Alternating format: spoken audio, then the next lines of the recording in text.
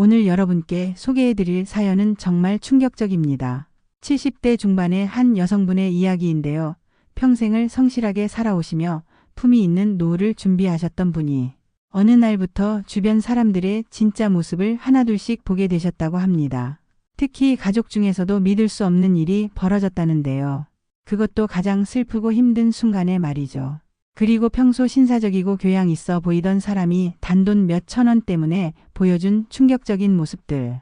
심지어 친구의 가장 아픈 순간에도 돈을 아끼려 했던 사람까지. 과연 무슨 일이 있었던 걸까요? 그리고 이분은 어떻게 사람의 진짜 모습을 구별해낼 수 있게 되었을까요? 지금부터 들려드리는 이야기를 듣고 나시면 여러분도 주변 사람들을 다시 보게 될지도 모릅니다. 안녕하세요. 저는 올해로 은퇴한 지 10년이 넘었습니다. 공립학교 교사로 35년을 근무하고 퇴직한 후 그동안 모은 퇴직금과 연금으로 남편과 함께 조용히 살아가고 있습니다. 그런데 제가 오늘 이 사연을 보내게 된 이유는 정말 말도 안 되는 일들을 겪었기 때문이에요. 평생 사람을 믿고 살아왔는데 나이 들어서야 사람의 진짜 모습을 알게 됐거든요. 특히 돈이 오고 갈 때 보여주는 사람들의 행동이 얼마나 충격적인지. 이야기는 지난달부터 시작됩니다. 친정 아버지께서 갑자기 돌아가신 거예요. 정말 예상도 못한 일이었는데 그동안 건강하셨던 아버지가 심장마비로 그렇게 가셨어요. 90이 넘는 나이였지만 워낙 건강하셔서 갑작스러운 죽음이었죠. 장례식 준비를 하면서 오빠와 올케 언니와 함께 지내게 됐는데 처음에는 그냥 슬픔에 잠겨서 아무것도 제대로 보이지 않았어요.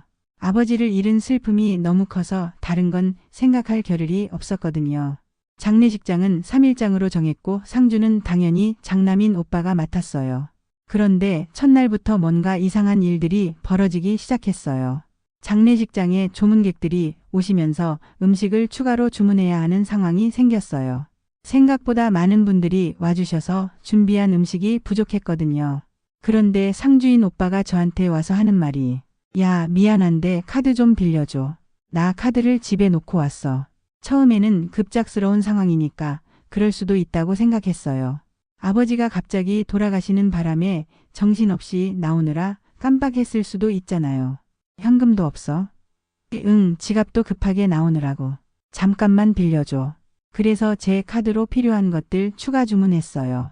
30만 원 정도였는데 뭐 이 정도야 형제 사이에 뭐가 대수겠어요.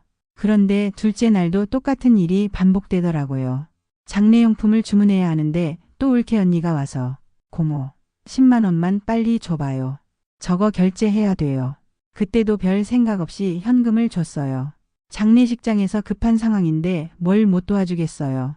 하지만 마음 한구석에서는 이상하네. 어제도 그랬는데 하는 생각이 들기 시작했어요. 더 이상한 건 오빠 자식들도 다 와 있었다는 거예요. 30대 중반인 조카와 결혼한 조카딸, 그리고 사위와 며느리까지. 모두 성인이고 직장도 다니는 사람들인데 왜 그 사람들은 카드나 현금을 내지 않고 꼭 저한테만 달라고 하는 건지. 셋째 날에는 정말 황당한 일이 벌어졌어요. 오빠가 손님들께 인사를 드리고 있을 때 올케 언니가 다급하게 뛰어와서 고모, 3만 원만요. 어르신 가시는데 차비 드려야죠. 그 순간 정말 화가 났어요. 평소에 오빠 올케는 항상 돈 자랑을 했거든요.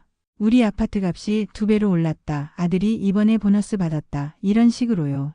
그런데 정작 아버지 장례식에서는 10,000원 한 장도 없이 장례 3일을 치른다는 게 말이 되냐고요. 그날 밤 부조금을 정리하는 시간이 됐어요. 생각보다 많은 분들이 부조를 해주셔서 1,000만 원가량 정도가 모였더라고요. 그런데 오빠가 하는 말이 이거 내가 다 가져갈게. 내 손님이 많기도 했고 이 돈으로 장례비 치러야 하니까. 그러면서 제 손님들이 낸 조의금 빈 봉투만 주더라고요. 그 순간 머리가 하얘졌어요. 장례 비용을 낸 게 오빠가 아니라 저라는 걸 알면서도 그런 말을 하다니. 제가 카드로 결제하고 현금으로 낸 게 총 200만 원은 넘었거든요. 오빠 그런데 실제로 돈 낸 건 나잖아. 야, 뭘 그렇게 따져. 형제끼리 그 정도도 못 해줘. 이때 확실히 깨달았어요. 이 사람들이 처음부터 계획적으로 돈을 안 쓰려고 했다는 걸요. 아버지 병원비도 제가 냈거든요. 그날 오빠랑 올케 언니가 카드 없다고 해서. 장례식이 끝나고 나서 남편과 차근차근 그동안 일을 정리해 봤어요. 그제서야 보이더라고요. 오빠와 올케의 이상한 행동들이. 장례식 첫날 조문객들이 많이 와서 음식이 부족해졌을 때도 그랬어요. 수육을 더 주문하려고 하니까 올케가 말리더라고요. 너무 많이 시키면 남을 수도 있으니 그냥 있는 것만 드세요. 그때는 아껴 쓰려는 건가 싶었는데 지금 생각해보니 자기 돈이 나갈까봐 걱정한 거였어요.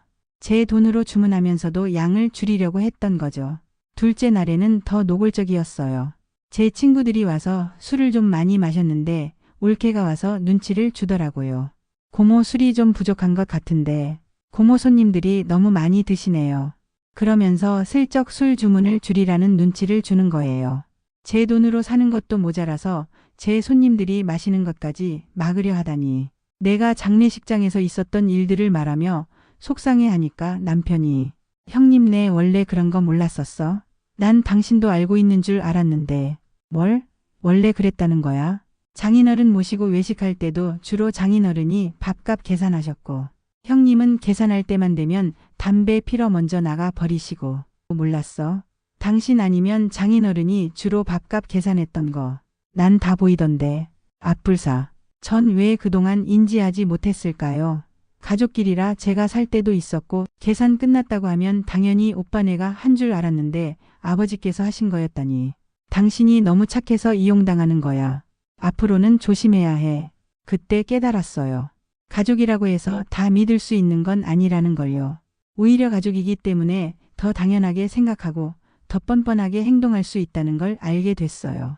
더 충격적인 건 며칠 후에 친척들에게 들은 이야기였어요. 올케가 다른 사람들한테는 우리가 장남이라 장례 비용 다 됐다고 말하고 다니더라는 거예요. 정말 뻔뻔하지 않나요? 실제로는 제가 거의 다 냈는데 말이에요. 아버지 병원비도 내가 냈었는데 아버지 장례식에서 겪은 일 때문에 정말 마음이 상했어요. 하지만 동시에 새로운 깨달음도 얻었죠. 사람의 진짜 모습은 돈이 오고 갈 때 나타난다는 걸요. 그 일이 있고 나서 다른 사람들도 다른 시각으로 보게 됐어요. 특히 은퇴 후에 만나게 된 새로운 사람들 말이에요. 문화센터 서예교실, 부녀회 모임, 아파트 입주자 모임. 이런 곳에서 만나는 사람들을 예전과는 다른 눈으로 관찰하게 됐거든요. 처음에는 모든 분들이 다 좋아 보였어요. 연령대도 비슷하고 은퇴 후의 삶에 대한 고민도 비슷하고 대화도 잘 통하고. 하지만 시간이 지나면서 하나둘씩 이상한 점들이 보이기 시작했어요. 특히 돈과 관련된 상황이 생길 때마다 사람들의 다른 면이 드러나더라고요. 평소에는 정말 좋은 사람 같았는데 돈 얘기만 나오면 갑자기 태도가 바뀌는 사람들이 생각보다 많았어요.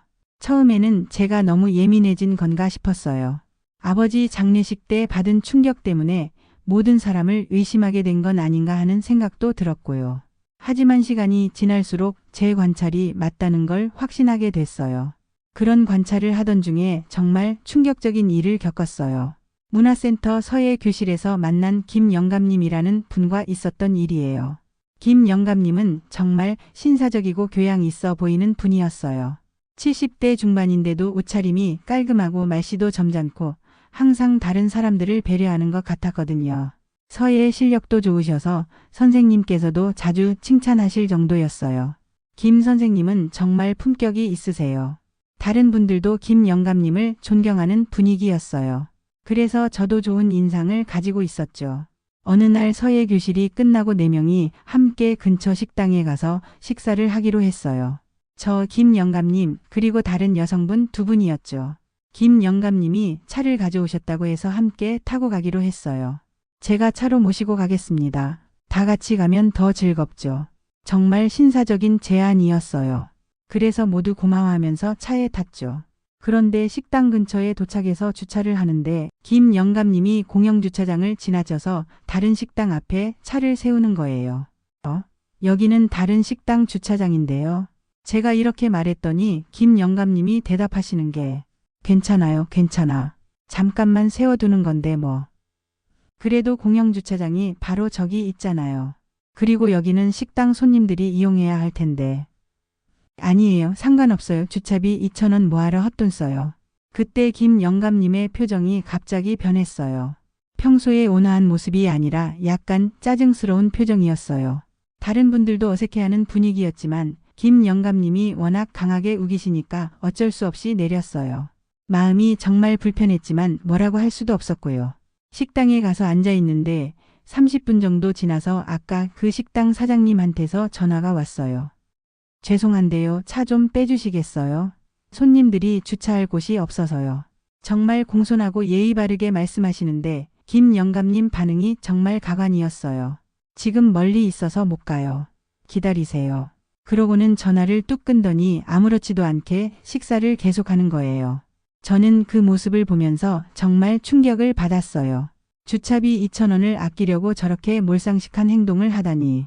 더 놀라운 건 김 영감님이 전혀 미안해하지 않는다는 거였어요. 오히려 요즘 사람들은 너무 예민해. 잠깐 세워둔 게 뭐가 그리 대수야. 이런 식으로 말하시더라고요. 그날 이후로 김 영감님을 보는 눈이 완전히 달라졌어요. 평소에는 그렇게 신사적이고 교양 있어 보이던 분이 2,000원 때문에 남에게 피해를 주면서도 당당할 수 있다니. 정말 사람을 겉모습으로 판단하면 안 되겠다는 생각이 들었어요. 그런 일이 있고 나서 더 조심스럽게 사람들을 관찰하게 됐는데 아파트 입주자 모임에서도 비슷한 경험을 했어요. 저희 아파트에는 은퇴하신 분들로 구성된 소모임이 있어요. 한 달에 2번 정도 만나서 식사도 하고 문화활동도 함께 하는 그런 모임이었죠. 참여하는 분들은 모두 전문직 출신이었어요. 의사, 교수, 변호사, 그리고 저 같은 교사까지. 다들 교양도 있고 경제적으로도 여유 있어 보이는 분들이었어요. 처음에는 정말 좋았어요. 지적인 대화도 나누고 다양한 경험담도 들을 수 있고 서로의 전문 분야에 대해서도 배울 수 있어서 정말 의미 있는 모임이라고 생각했어요. 특히 김 여사라는 분이 있었는데 항상 자식들 자랑을 하셨어요. 우리 큰아들은 대기업에서 억대 연봉 받아요. 작은 딸은 의사인데 정말 효녀예요. 매달 용돈도 넉넉히 줍니다. 이런 식으로 자식들이 얼마나 성공했는지 자신이 얼마나 여유롭게 사는지를 늘 강조하셨어요. 그런데 시간이 지나면서 이상한 패턴을 발견하게 됐어요. 우리 모임은 돌아가면서 밥값을 내고 있거든요. 보통은 주말 저녁이나 평일 저녁에 만나서 좋은 식당에 가서 식사를 했고요. 그런데 유독 김 여사 차례가 되면 패턴이 달라지더라고요. 죄송한데 주말에는 제가 좀 바빠서 평일 점심으로 모임하면 안 될까요? 처음에는 그냥 바쁘신가 보다 했어요. 사정이 있을 수 있잖아요. 그런데 2번째, 3번째도 똑같더라고요. 김 여사가 계산할 때마다 평일 점심으로 약속을 잡는 거예요. 어느 날 문득 이상하다는 생각이 들어서 유심히 관찰해 봤어요. 김 여사가 계산하는 날 식당에 가보니까 메뉴판에 점심 특선 메뉴가 따로 있더라고요. 그 가격은 저녁 메뉴의 거의 반값이었어요. 설마 우연이겠지? 하지만 다음 모임 때도 똑같더라고요. 김 여사 차례가 되자 이번에도 평일 점심으로 하죠라고 하는 거예요. 그리고 선택하는 식당마다 점심 특선 할인 메뉴가 있었어요. 이제서야 보이기 시작했습니다. 평소에 다른 분들이 계산할 때는 8만 원 정도 나왔는데 김 여사가 계산할 때는 4만 원 정도밖에 안 나왔어요. 그 순간 모든 게 이해됐어요. 평소에 그렇게 돈 많다고 자식들 성공했다고 자랑하던 분이 실제로는 할인 혜택만 노리고 있었던 거예요. 다른 사람들이 내는 돈의 절반도 안 내면서 똑같이 모임에 참여하고 있었던 거죠. 정말 충격이었어요. 겉으로는 그렇게 여유롭고 부유해 보이는 분이 실제로는 이런 식으로 남들에게 돈을 아끼고 있다니. 본인은 명품 옷, 명품 가방 들고 다니면서요. 하지만 가장 충격적이었던 건 얼마 전에 있었던 일이에요. 경로당에서 절친하게 지내던 2분이 있었는데 그중 한 분의 아들이 교통사고로 갑자기 세상을 떠났다는 소식을 들었어요. 정말 안타까운 일이었죠. 그분 이름은 순자 씨였는데 50대 밖에 안 된 외아들을 먼저 보내신 거예요. 아들이 새벽에 출근하다가 음주운전자가 들이받아서 즉사했다고 하더라고요. 우리 모두 마음이 너무 아팠어요. 순자 씨는 평소에도 아들 자랑을 정말 많이 하시던 분이었어요. 그런데 그 소중한 아들을 갑자기 잃으신 거니까 얼마나 마음이 아프시겠어요. 다 같이 장례식장에 가서 조문하고 부조금도 함께 전달합시다. 경로당 총무님이 제안하시니까 모두 동의했어요. 우리가 할 수 있는 건 이것밖에 없잖아요. 그런데 문제는 부조금을 얼마로 할지 정하는 것이었어요. 경로당 회원이 20명 정도 되는데 각자 형편이 다르니까 일률적으로 정하기가 어려웠거든요. 인당 얼마 정도가 적당할까요? 총무님이 물어보시니까 제가 의견을 냈어요. 저는 10만 원이나 20만 원 형편껏 자유롭게 냈으면 좋겠어요. 여유 되시는 분은 개인적으로 더 많이 내셔도 좋고요. 중요한 건 마음이니까요. 다들 고개를 끄덕이시면서 좋은 의견이라고 하셨어요. 그런데 그때 오키라는 분이 하는 말이 나는 돈 없어서 3만 원만 낼게요. 그러더니 10,000원짜리 3장을 총무님께 전달하고는 그냥 나가버리는 거예요. 분명히 어제까지만 해도 아들이 매달 용돈 100만 원씩 준다. 딸이 다음 달에 유럽 여행 예약해줬다며 자랑하던 분인데 말이에요. 그것도 순자 씨와 제일 친했던 분이었거든요. 거의 자매처럼 지내면서 서로 집에 놀러 다니고 여행도 같이 다니고 그랬는데 다른 분들도 다 황당해 하셨어요. 어머 오키 씨가 그러실 줄은 몰랐네. 평소에 그렇게 잘 산다고 하시더니 순자 씨와 그렇게 친했던 분이 친구의 가장 아픈 순간에 겨우 3만 원만 내고 가버리다니 정말 이해할 수 없었어요. 더 가관인 건 장례식장에 가서였어요. 오키 씨가 순자 씨한테 가서 하는 말이 언니 마음은 있는데 형편이 어려워서 많이 못 도와줘서 미안해.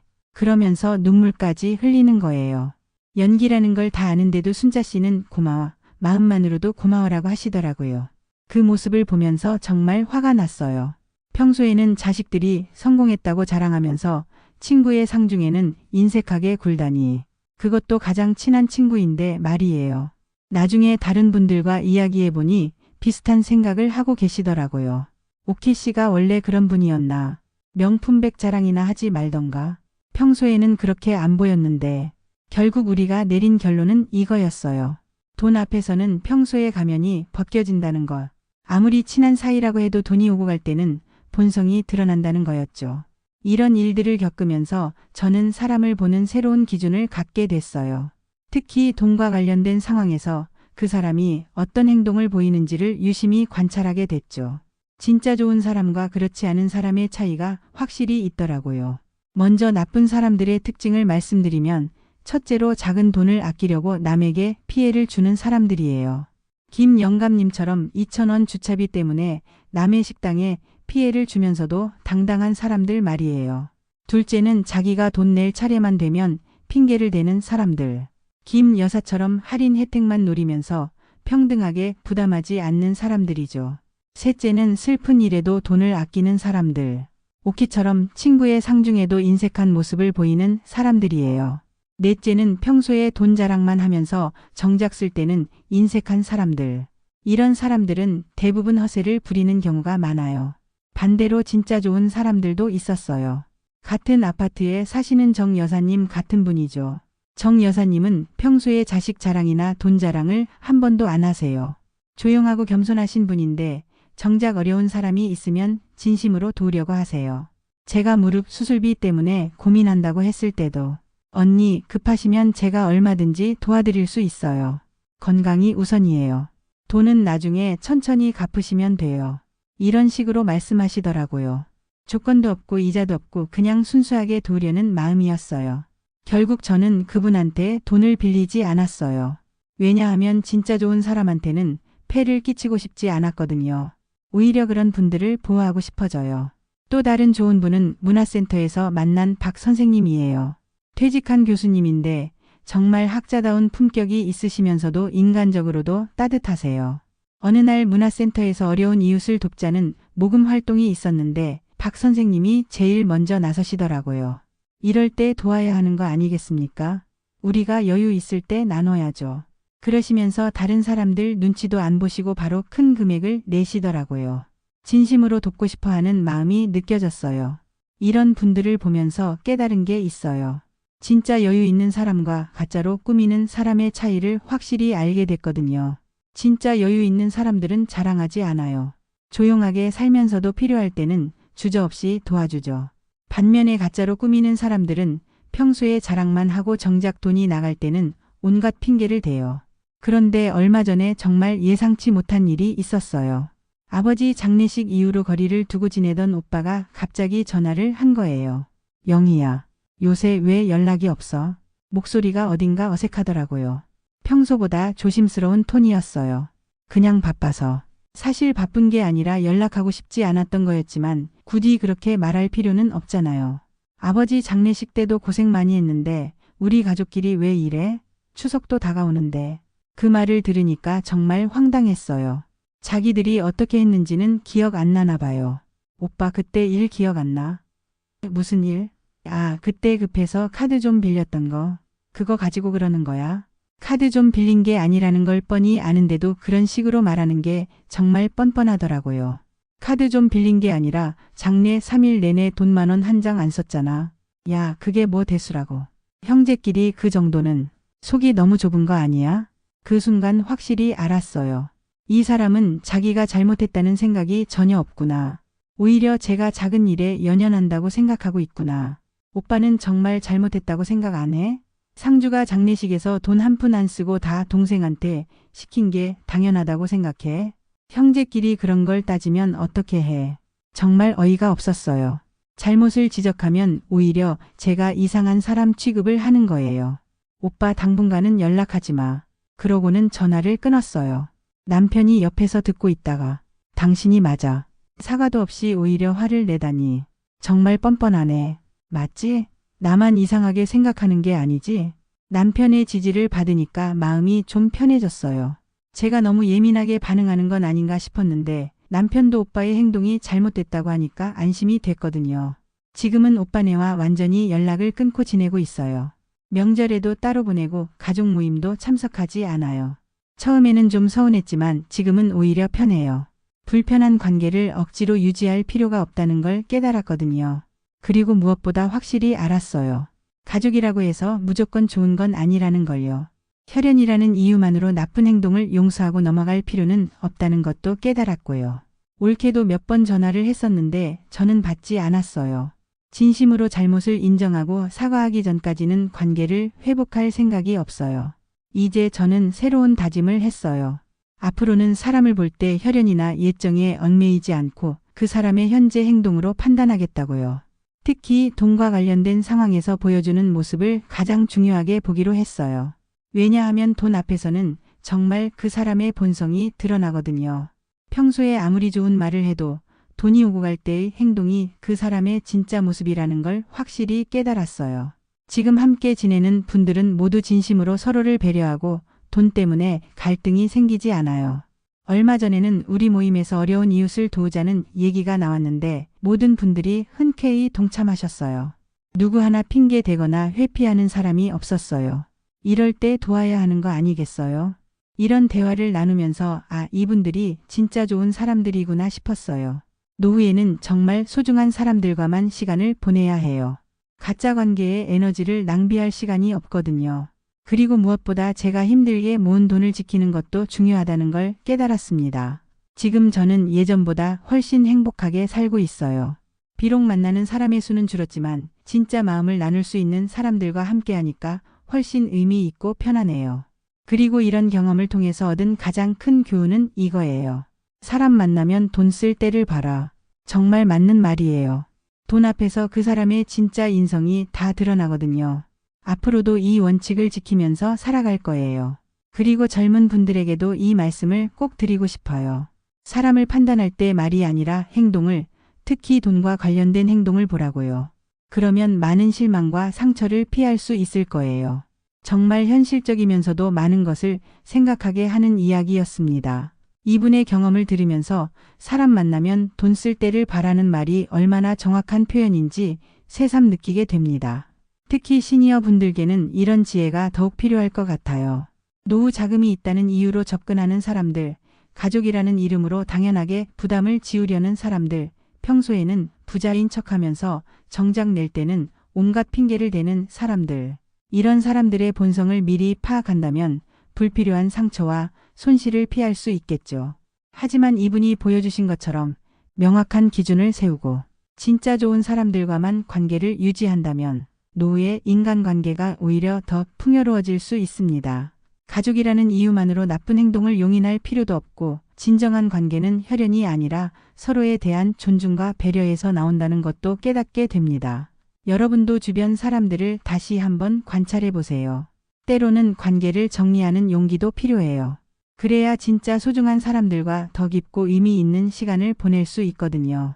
노후의 행복은 많은 사람들과의 피상적 관계가 아니라 진실하고 신뢰할 수 있는 몇 명과의 관계에서 나온다는 걸 꼭 기억하시길 바랍니다. 그리고 무엇보다 여러분이 평생 모은 소중한 재산과 마음을 지키는 것이 가장 중요하다는 것도 잊지 마시기 바랍니다.